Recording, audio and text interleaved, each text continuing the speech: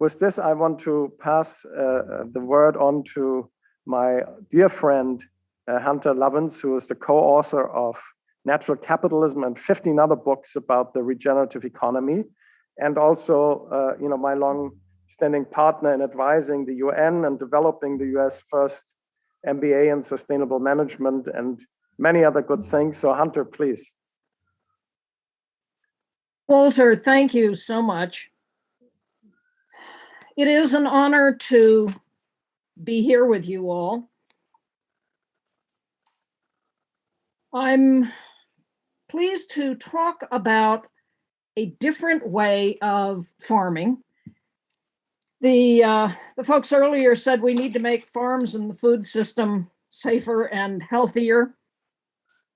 The scientists Johan Rockström, Pavan Sukhdev have shown that if we want to meet the UN SDGs, we need to start with how we feed people and how we treat the land. We know how to feed people in ways that take carbon out of the air and put it in the soil, make communities healthier. Meet Gabe Brown.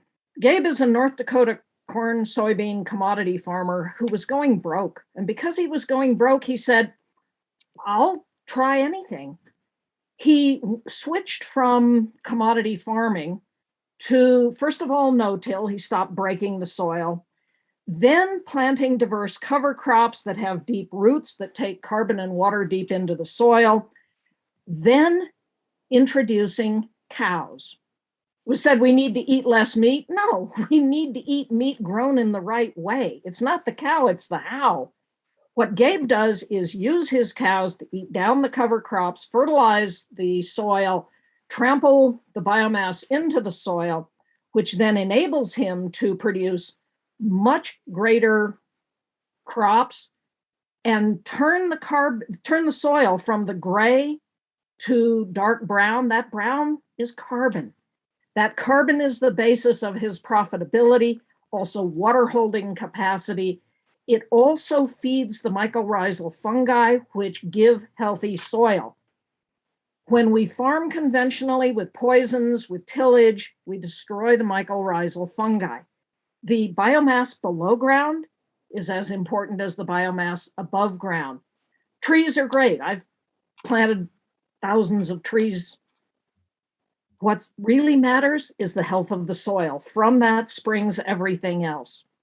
General Mills, the big food company, took Gabe's principles of minimizing soil disturbance, maximizing crop diversity, keeping the soil covered, keeping living root in the soil year-round, and integrating livestock as the basis of their commitment to do this kind of regenerative agriculture on over 1 million acres.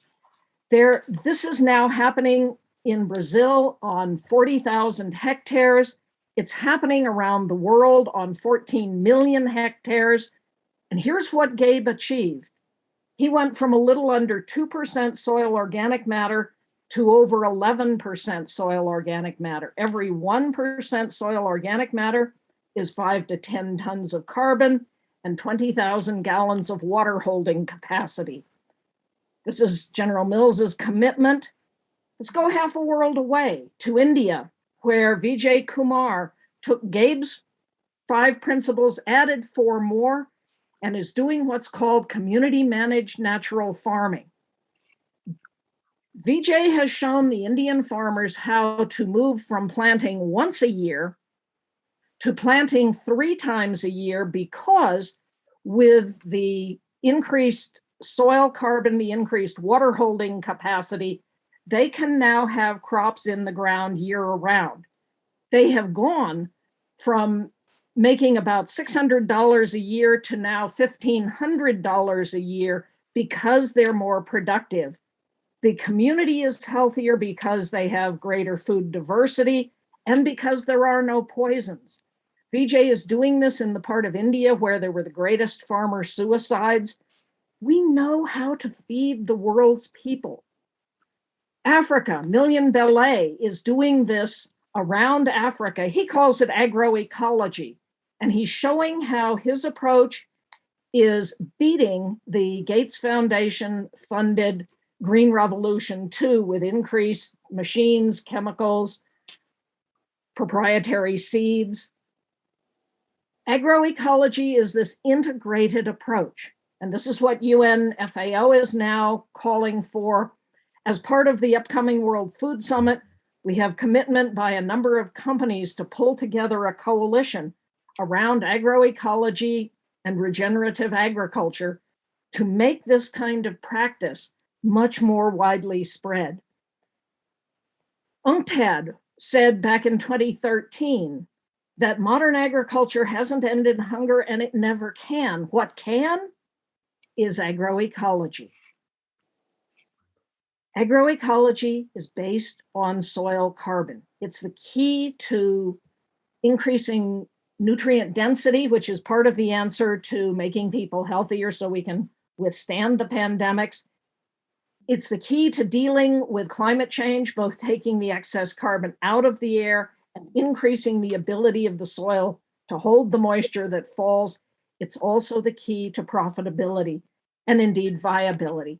If we increase soil carbon 2%, just 2%, we soak up all of the anthropogenic carbon emissions year by year. If we increase soil carbon more, we're cutting down the amount of carbon that is destroying our climate.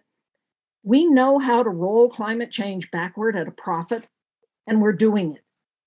If we then combine this with renewable energy, we can solve the climate crisis at the same time that we feed people, at the same time that we give smallholder farmers an alternative to poaching, at the same time we increase community health. All of these issues are interconnected, and we have the solutions. It's really just a question of, are we going to implement them? As we're transitioning from this age of fossil, our question now is, what kind of a community do we want to live in? What kind of a world do we want to leave to our children? Are we going to be good ancestors? Thanks so much.